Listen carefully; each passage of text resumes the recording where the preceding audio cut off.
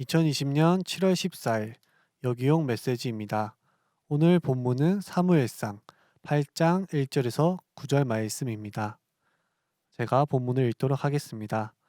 사무엘이 늙음에 그의 아들들을 이스라엘 사사로 삼으니 장자의 이름은 요엘이요 차자의 이름은 아비야라. 그들이 브엘세바에서 사사가 되니라. 그의 아들들이 자기 아버지의 행위를 따르지 아니하고 이익을 따라 뇌물을 받고 판결을 굳게 아니라. 이스라엘 모든 장로가 모여 라마에 있는 사무엘에게 나아가서 그에게 이르되 보소서 당신은 늙고 당신의 아들들은 당신의 행위를 따르지 아니하니 모든 나라와 같이 우리에게 왕을 세워 우리를 다스리게 하소서한지라. 우리에게 왕을 주어 우리를 다스리게 하라 했을 때에 사무엘이 그것을 기뻐하지 아니하여 여호와께 기도하매 여호와께서 사무엘에게 이르시되 백성이 내게 한 말을 다 들으라. 이는 그들이 너를 버림이 아니요 나를 버려 자기들의 왕이 되지 못하게 함이니라. 내가 그들을 애굽에서 인도하여 낸 날부터 오늘까지 그들이 모든 행사로 나를 버리고 다른 신들을 섬긴 같이 내게도 그리하는도다.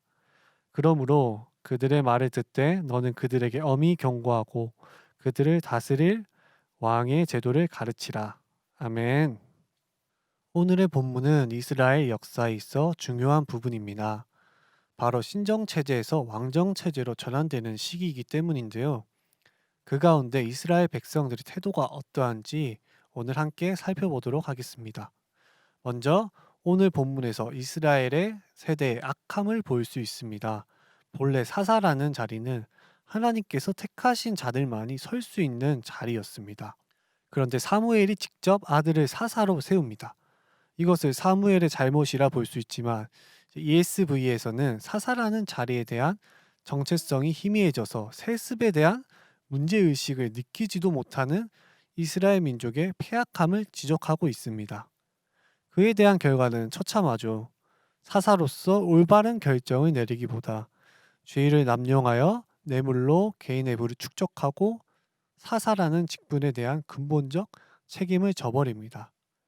하나님의 부재함이 만연한 이스라엘의 모습을 볼 수 있는 것이죠. 그렇습니다. 하나님이 부재한 곳에는 나의 생각과 유익을 위해 행동하게 됩니다. 5절 이하의 말씀에서도 살펴볼 수 있는데요. 5절입니다. 그에게 이르되 보소서 당신은 늙고 당신의 아들들은 당신의 행위를 따르지 아니하니 모든 나라와 같이 우리에게 왕을 세워 우리를 다스리게 하소서 한지라. 아멘. 여기서 모든 나라와 같이는 정치적인 왕, 주변 국가에 보여지는 왕의 모습을 말하는 것입니다. 즉, 주변 국가들과 같이 우리도 왕정 체제로 전환하자라는 얘기를 하고 있는 것이죠. 사실 체제 전환은 모세가 예언한 바 있습니다. 신명기 17장 14절에서 15절입니다. 내가 내 하나님 여호와께서 내게 주시는 땅에 이르러 그 땅을 차지하고 거주할 때에 만일 우리도 우리 주위의 모든 민족들 같이 우리 위에 왕을 세워야겠다는 생각이 나거든. 반드시 내 하나님 여호와께서 택하신 자를 내 위에 왕으로 세울 것이며 내 위에 왕을 세우려면 내 형제 중에서 한 사람을 할 것이요 내 형제 아닌 타국인을 내 위에 세우지 말 것이며. 아멘. 네. 체제 전환은 하나님께서 허용하시고 계획하신 것입니다. 하지만 자세히 살펴보면 장로들이 체제를 전환하고자 하는 그림과 하나님이 생각하신 그림이 다르다는 것을 알 수 있습니다. 15절입니다. 반드시 내 여호와께서 택하신 자를 내 위에 왕으로 세울 것이며. 네. 즉 하나님께서는 왕정 체제라는 제도를 통해 또한 그 가운데에 세워질 하나님의 택하신 왕을 통해 하나님의 통치를 온전히 이루어 가실 것을 계획하신 것입니다. 반면 이스라엘 장로들은 왕을 세우는 일에 있어 하나님의 뜻을 우선시하는 것이 아니라 즉 이미 말씀을 통해 계획하셨던 하나님의 뜻을 생각하고 그 뜻이 이루어지길 바라는 것이 아니라 이미 왕정 체제가 자리 잡은 세상의 분위기에 따라가는 모습을 보이고 있습니다. 둘 모두 체제가 전환된다는 모양은 같습니다. 하지만 마음의 중심에는 확연한 차이가 있죠. 저의 이야기를 잠깐 하려 합니다. 4학년 1학기 때인 것 같습니다. 정말 열심히 사역을 하고 양들을 섬기며 도왔습니다. 예배인도 부장으로서 기도도 열심히 하고 차량도 열심히 들었습니다. 또 캠퍼스 리더로서 동역자들을 챙기고 2학기 때는 학생 간사도 했죠. 기억도 안 날 만큼 정말 정신없이 보냈습니다. 이렇게 살아가는 제 자신이 정말 하나님 앞에 잘 살아내고 있다 생각했습니다. 근데 단 한순간 그 모든 것이 무너져 내렸습니다. 바로 취업, 돈, 가정 등 현실의 문제에 마주했을 때입니다. 다른 친구들이 이미 좋은 기업에 취직을 하고 미래가 보장되고 안정된 삶을 살아가는 모습을 볼 때 제 스스로의 상황을 보며 조급해지기 시작했습니다. 그리고 이 조급한 마음과 제가 처한 당장의 문제들을 하나님께서는 해결해 주실 거라고 믿었습니다. 하지만 시간이 지나도 문제가 해결되지 않는 것을 보며 결국 저는 하나님께서는 과연 존재하시는가 의문을 던지게 되었죠. 문제 앞에 작아져서 결국 세상으로 향해 있던 저의 마음을 발견하게 된 것입니다. 네, 그때에 저는 속이 빈 강정이라는 것을 깨달았습니다.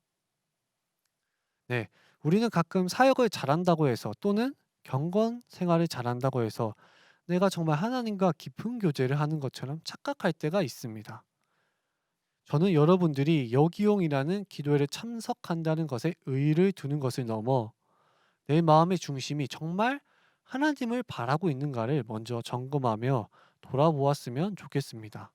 원하기는 뒤에 기도할 때에 기도에 참석하는 내 마음의 본질, 중심을 마주하고 나의 욕심과 의가 있었다면 단호하게 결단하며 끊어내는 시간이 되었으면 좋겠습니다. 자, 그렇다면 어떻게 우리는 나의 삶의 중심을 하나님께 드릴 수 있을까요? 그것은 6절 후반부에 잘 나와 있습니다. 여호와께 기도하매 사무엘은 중심을 지키기 위해 하나님께 기도했습니다. 그런데 앞부분을 살펴보면 사무엘의 상태가 나옵니다. 그것을 기뻐하지 않음에라고 하죠. 현대인의 성경에서는 장로들의 말에 마음이 상하여라고 말하고 있습니다.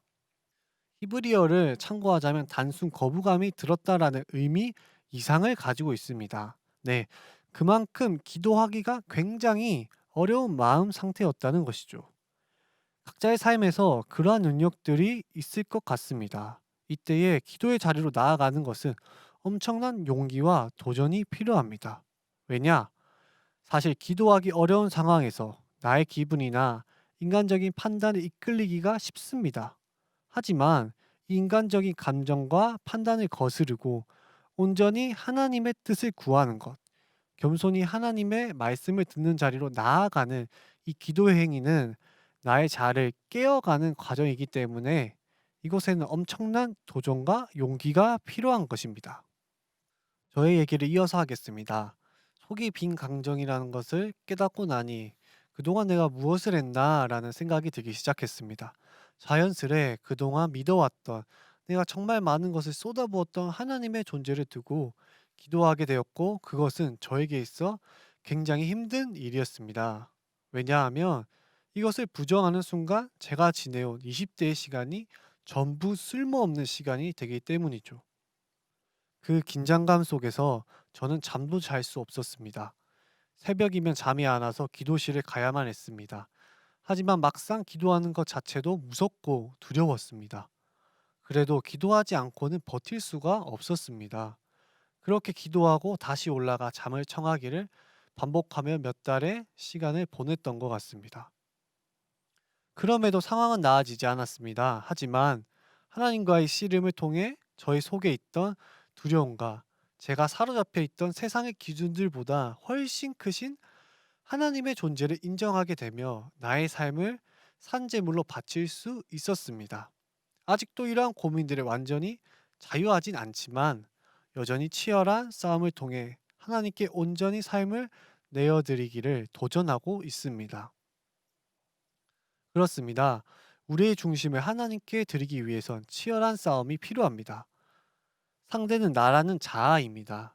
단순히 어떤 방법론적인 것으로는 해결할 수도 이길 수도 없습니다. 사무엘도 그 상황에 방법을 찾는 것이 아니라 바로 기도를 하죠. 조금은 이 말이 추상적으로 들릴 수 있습니다. 하지만 여러분, 내 안에 자아와 정말 치열하게 싸워 이러한 고백들이 우리 안에 나왔으면 좋겠습니다. 로마서 7장 21절에서 24절 말씀입니다. 그러므로 내가 한 법을 깨달았노니 곧 선을 행하기 원하는 나에게 악이 함께 있는 것이로다. 내 속사람으로는 하나님의 법을 즐거워하되 내 지체 속에서 한 다른 법이 내 마음의 법과 싸워 내 지체 속에 있는 죄의 법으로 나를 사로잡는 것을 보는도다. 오호라, 나는 공고한 사람이로다.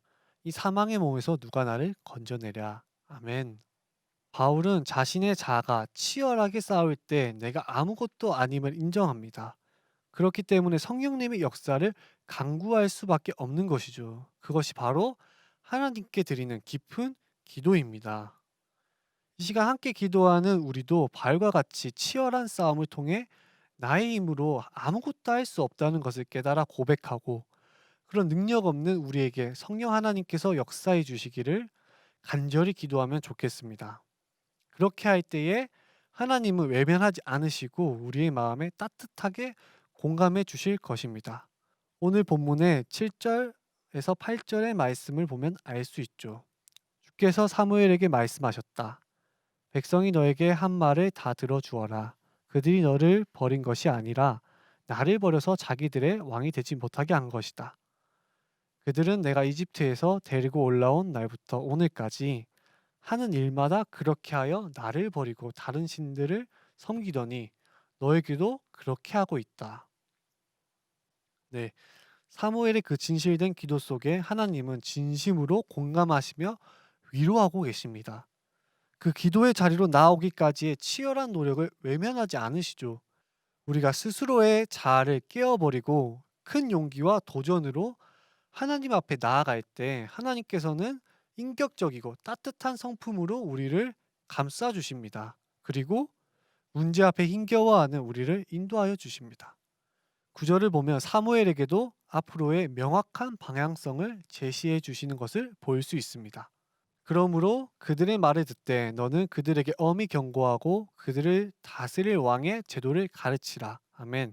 하나님께서는 단순히 위로하시고 달래는 차원을 넘어 우리가 앞으로 나아갈 바를 알려주시며 우리 삶을 주도적으로 이끌어 주십니다. 자아를 깨부수고 겸손히 주님 앞에 나아온 영혼들을 책임지고 그의 뜻대로 이끌어 가시는 선한 목자이십니다. 네, 오늘의 말씀을 맺겠습니다. 사랑하는 서대문 ESF 지체 여러분, 그리스도와 함께 못 박혀 오직 내 안에 그리스도만이 살아 숨쉬는 기도의 시간이 되기를 소망합니다. 오늘 이 시간 가운데에 새로운 피조물로 성화되는 역사가 있기를 기도하겠습니다.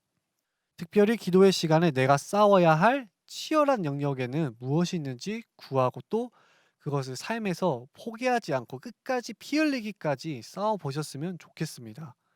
그때에 하나님께서 위로하시는 따뜻한 그 손길을 경험하시길 하나님의 인도하심을 누리는 여러분이 되기를 바랍니다. 기도문을 읽도록 하겠습니다. 함께 기도하는 마음으로 묵상하며 기도문을 들어주시면 감사하겠습니다. 사랑이 많으신 하나님 아버지, 온라인으로 함께 모여 말씀을 들으며 기도할 수 있는 자리를 주시니 참 감사합니다. 오늘 말씀을 통해 우리 마음의 중심이 어디 있는가 돌아보았습니다. 하나님 외에 다른 것을 사랑하고 쫓아가고자 하는 나의 완악한 마음들이 있다면 과감히 내려놓기를 원합니다. 이 시간 하나님께 의탁하오니 내 삶이 하나님 한 분 사랑하며 궁전에서의 첫날보다 당신과 함께하는 하루가 기쁘기를 소망합니다. 하나님 이 시간 세상을 위해서 기도합니다. 중국의 집중호우로 인해 430세기의 하천이 범람하여 많은 이재민이 발생하였습니다.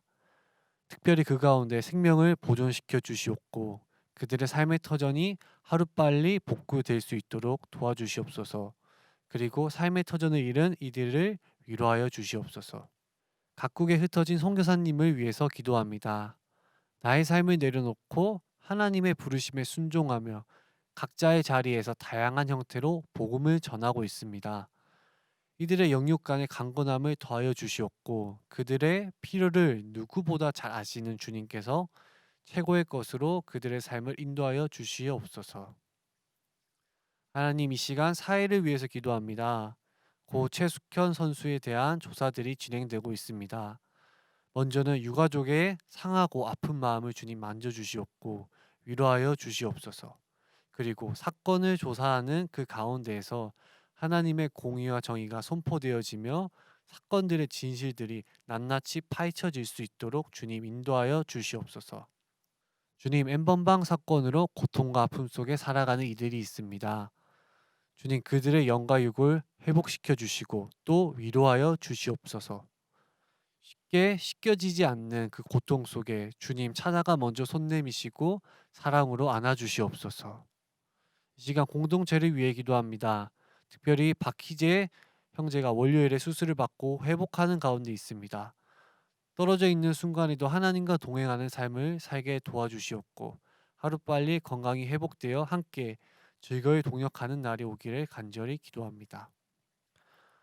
요기용 기도회를 위해 기도합니다. 시간이 지남에 따라 중언부언하며 반복하는 기도가 아닌 성령의 역사로 말미암아 새롭게 거듭나는 새로운 피조물로 탄생하는 시간이 되기를 소망합니다. 부르짖는 자마다 주께서 응답하시고 주님의 풍성한 사랑으로 이들의 삶을 가르치시고 인도하여 주시옵소서. 이후의 기도의 시간 가운데도 주님 함께 하실 것을 믿사오며 이 모든 것 예수님 이름으로 기도드렸습니다. 아멘.